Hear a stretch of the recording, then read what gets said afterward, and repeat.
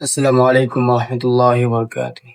এবার মিটফুডের হত্যাকাণ্ডে নিয়ে মুখ খুললেন আমাদের প্রিয় শায়েখ মুস্তাফিজুর রহমান। কি বললেন?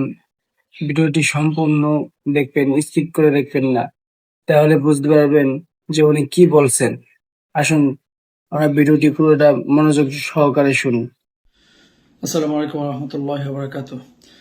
প্রিয় দর্শক ভাই এবং বোনেরা, যে যেখান থেকে দেখছেন, দুঃখ ভরাক্রান্ত হৃদয় নিয়ে উপস্থিত হয়েছি।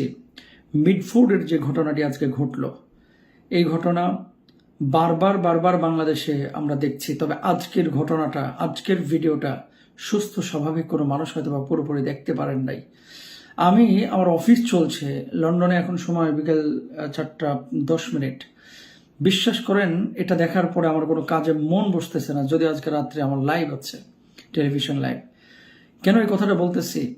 বাংলাদেশে অনেক সময় এই ধরনের কোনো ইস্যু আসলে আমরা কথা বলতাম। এখন অনেকে বলেন, এই যে বারবার এই ধরনের হত্যাকাণ্ডের মুখোমুখি আমাদের বাংলাদেশের মানুষ হয়, আইনের ফাঁকফোকর দিয়ে কারো ফাঁসি হয়, কেউ কেউ আবার জামাই আদরে ওই কারাগারের মধ্যে থাকে, পরবর্তীতে এরা জামিনে বের হয়ে আবার এই হত্যাকাণ্ড ঘটায়। এগুলো বন্ধ হবে কবে? এদেরকে মা বাপ এদেরকে জন্ম দেয় নাই? যারা এই কাজটা, মানুষকে মারার পরে আবার পাথর মেরে তাকে আঘাত করা হচ্ছে, ন্যূনতম মনুষ্যত্ব বোধকে আল্লাহ তালা এদেরকে দেয় নাই? এরা কি পশুর থেকে এসেছে? এদের কি বাপ মা নেই? এরা কি জারজ? এদের কি দলীয় কোনো লিডার এদেরকে ইসলাহ করার জন্য, সংশোধনের জন্য কোনো কথা বলে না? এদেরকে এদের মানে ওই যে বড় ভাই মহল্লার লিডার যারা আছে, তাদেরকে কি এই ধরনের নসিহত করে, এই ধরনের উপদেশ দেয় যে যা ছোট মারবি, চাঁদাবাজি করবি, দখল করবে, হত্যাকাণ্ড করবে, হত্যাকাণ্ড ঘটাবে? এগুলো কি এদেরকে শেখায়?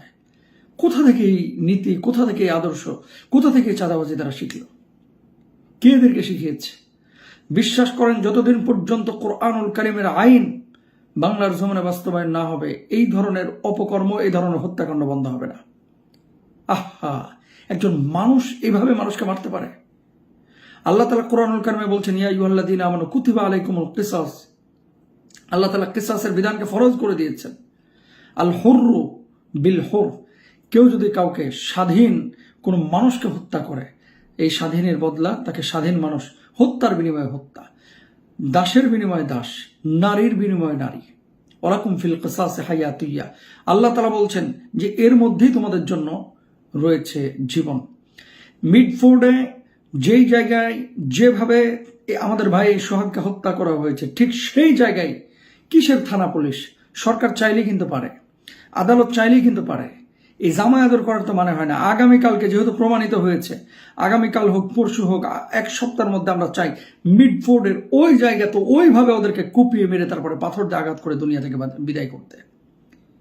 কবে আমাদের বাংলাদেশে এগুলো বন্ধ হবে?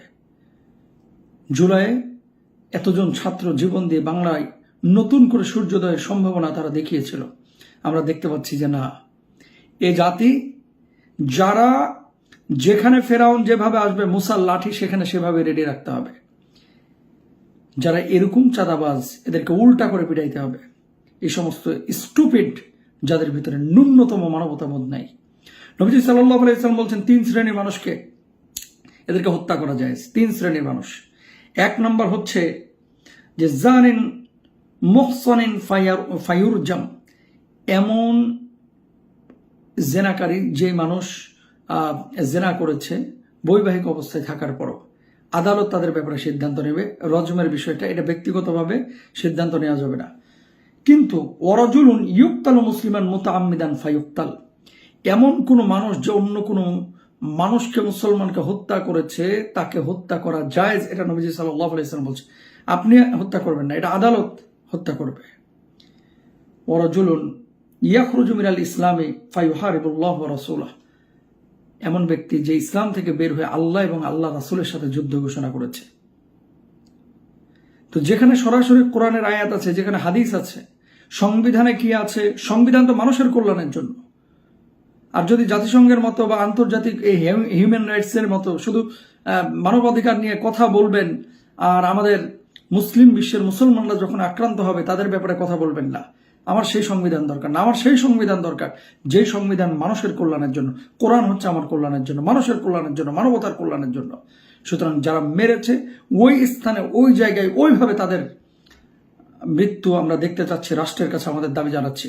আর ডক্টর ইউনূস সাহেবের সরকারের কাছে আমরা বলবো, যদি আপনারা না পারেন, অন্তত যারা পারে তাদেরকে দিয়ে যান, যারা পারে তাদেরকে দিয়ে যান। এই ধরনের দৃশ্য আর দেখতে ভালো লাগে না। আল্লাহ বুঝদান করুক।